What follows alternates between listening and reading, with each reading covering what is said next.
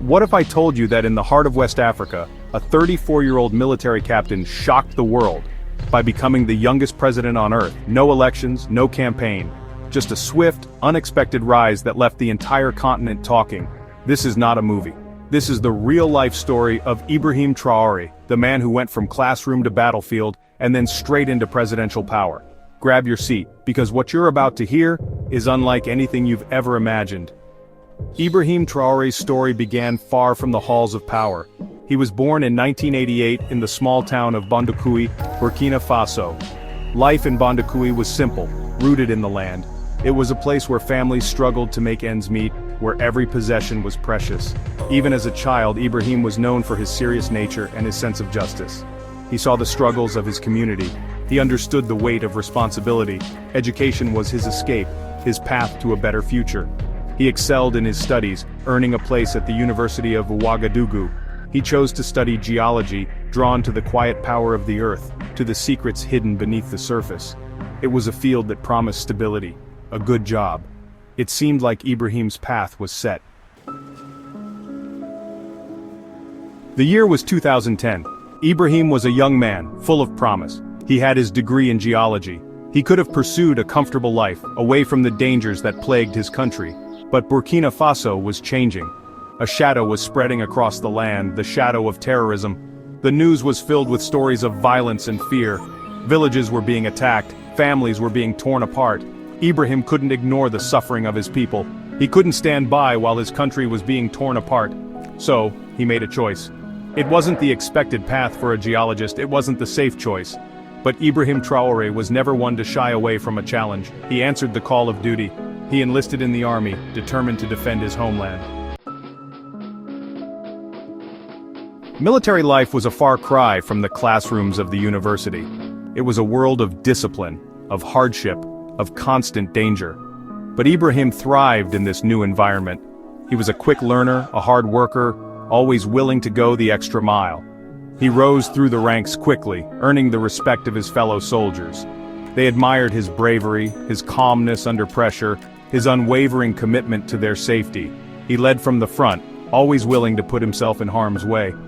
He served in some of the most dangerous regions of Burkina Faso, facing down terrorists, witnessing the brutal realities of war. But through it all, Ibrahim never lost sight of his humanity. He treated civilians with respect, understanding that they were the victims in this conflict. His compassion, combined with his military prowess, made him a symbol of hope in a time of despair. The people of Burkina Faso saw in him a leader who understood their struggles, who was willing to fight for their future. Section 4. A Nation's Hope Ignited. By 2022, Burkina Faso was in turmoil. The security situation had deteriorated. The government seemed powerless to stop the violence. People were losing faith. They yearned for change, for a leader who would stand up for them. On September 30th, 2022, the world watched in astonishment as news broke of a coup in Burkina Faso. The young captain Ibrahim Traoré, hailed as a hero by many, had seized power from the transitional government. He accused them of failing to address the escalating insecurity, of neglecting the very people they were supposed to protect. His first speech as leader was electrifying. He spoke with passion, with conviction, with a deep understanding of the challenges facing his nation. He promised to restore security, to fight for the people, to build a better future for Burkina Faso. His words resonated throughout the country. Here was a leader unlike any they had seen before, young, determined, and unafraid to challenge the status quo. He embodied the hopes and aspirations of a nation yearning for peace, for progress, for a brighter tomorrow.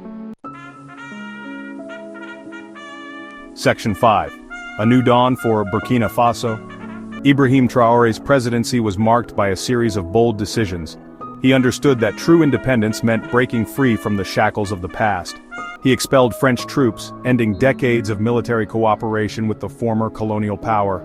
He sought new partnerships, turning towards Russia and other countries that respected Burkina Faso's sovereignty.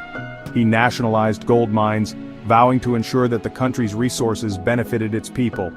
He invested in local industries, in agriculture, in education, determined to build a self-reliant nation. His policies were not without their critics.